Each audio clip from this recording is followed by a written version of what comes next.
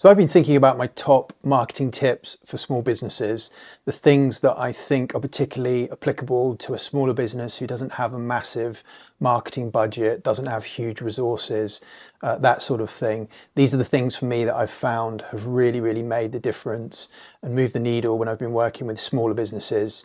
So let's get straight into the best tips that I can give you. Number one is to really know your numbers and your key metrics. So many small businesses don't know the basic marketing metrics that are really important for any business, but particularly as a small business, you need to use your budget and your resources really well. So you need to know your numbers. So look, if you're running a small business and you don't know the website traffic, the conversion rate percentage that your website converts at, what percentage of the leads that come into your CRM you convert into paying customers, your cost per customer, your average order value.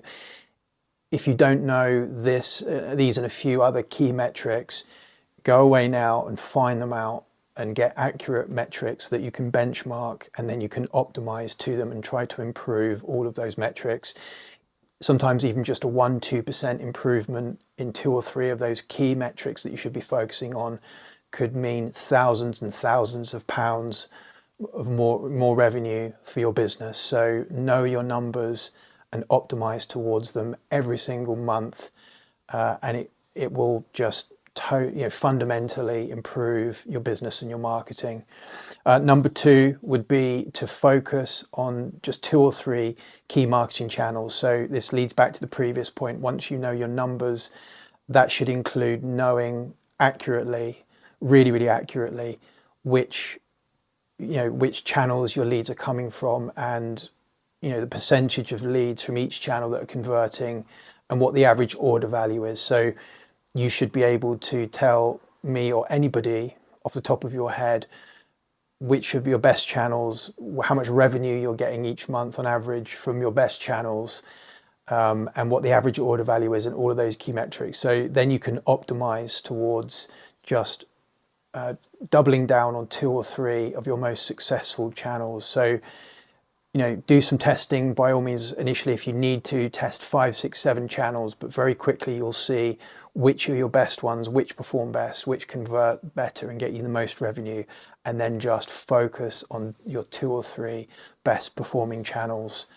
Number 3 would be to build your email list as quickly as you can. So if you're a small business and you only have 200-300 prospects, leads, customers in your CRM, and you haven't got thousands of people that you're emailing once, twice, 3 times a week at least, then you're not really doing what you should be doing. So as a small business, unless you're very niche and you only need to get 1 new customer a month, for example, if you have a really high sort of high contract purchase price point, and if you're like most small businesses, you should work towards getting thousands and thousands of people into your email list so that you can then email them regularly and generate lots and lots of revenue consistently just by sending out really good emails that convert well.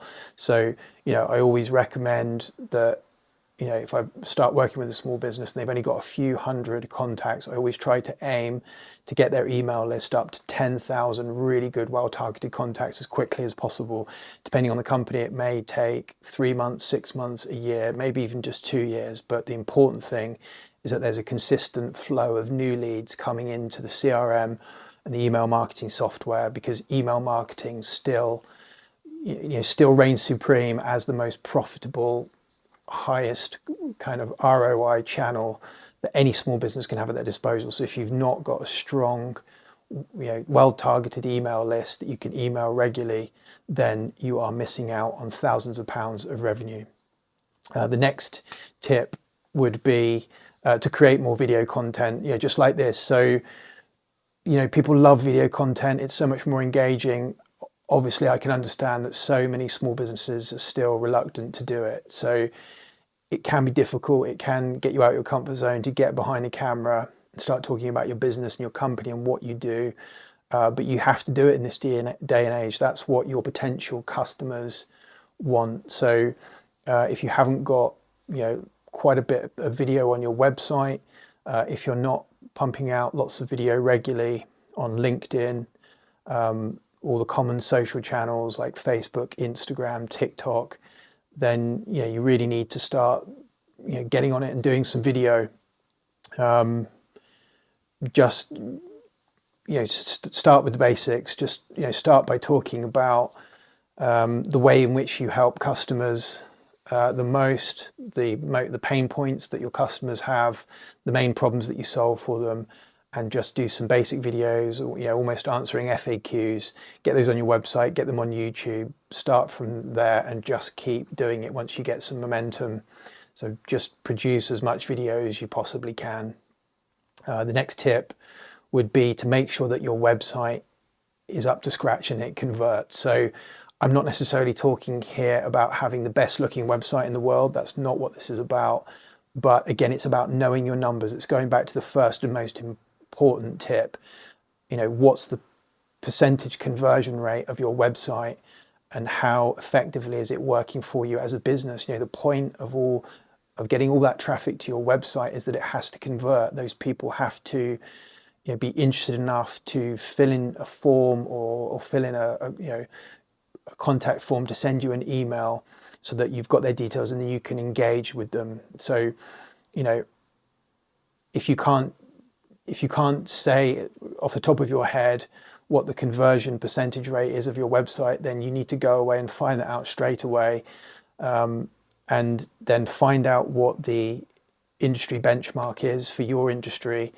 And obviously, if you're not meeting that industry average or you're not above it, then you need to make improvements on your website as soon as possible, I would say, to get it converting at an acceptable rate. So that's really crucial, and that's often a big problem with small businesses, is that their websites just aren't performing in anything like the way that they should be.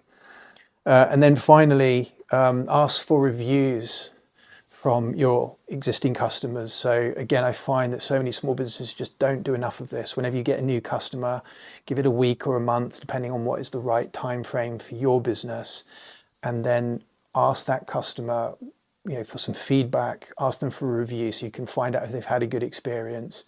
And then if they have had a really good experience, they come back and give you a glowing review, that's the time to follow up with automation, preferably, so that it's streamlined and as efficient as possible, and it's all automated and everything's sent at the right time. So follow up with them if they leave you a good review and ask them to refer you to others, maybe offer them an incentive to refer you, and then upsell them and cross-sell them. If you know that they've bought your product, they've used it, they're happy, or product or service, whatever it might be that you're selling, that's the perfect time to follow up with them and try to get them interested in other products. You know that they're happy with the product and the service that you've given them so far. So try and sell them some more stuff. Just put some more products and services in front of them.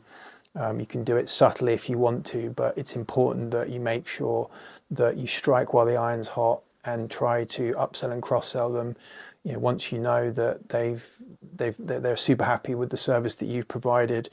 And really just sort of feeding into that as a final point is, too many small businesses just don't do enough to keep in touch with their existing customers and roll out the red carpet, treat them like VIPs, and particularly the customers that have spent a little bit more money or maybe have bought from you 2, 3 or more times. Make sure that you constantly stay in touch with them and show them a bit of love. So again, this is all down to email marketing. Segment those customers out as your VIP customers in your email marketing software or your CRM. And again, if you're not emailing those people regularly and showing them some love and treating them like the kind of VIP customers that they are, then you're really missing a trick. These are the people who statistically are most likely to buy more from you and spend more money with you. So keep in touch with your existing customers, try to get referrals from them, try to keep that two-way communication going with them. And you'll find that a lot of them will buy further products and services from you and spend more money. So again, going back to a key metric there, customer lifetime value. So you should know from your CRM or your email marketing system what your average customer value is, and you should always be trying to increase your customer lifetime value. So find ways, once you have a new customer, over the next sort of year or two, find ways of getting them to buy more products and services, upgrading, getting add-ons, rather than just constantly trying to get new customers. Try to squeeze more and more money out of your existing customers, because they're so much easier to sell to. So those, I think, would be my top marketing tips for small businesses. I hope you find that useful. If you'd like a bit more information on anything, or you would like to ask a question, then leave a comment below. I'll reply to all comments, all questions. And if you want any advice on anything I've mentioned here, or indeed anything to do with marketing your small business, then I'm here to help. So please just ask a question, and if I know the answer, I'll get straight back to you. If I don't know the answer fully, then I'll go away and I'll find it out, and I will be happy to give you as much advice and guidance as I can to help.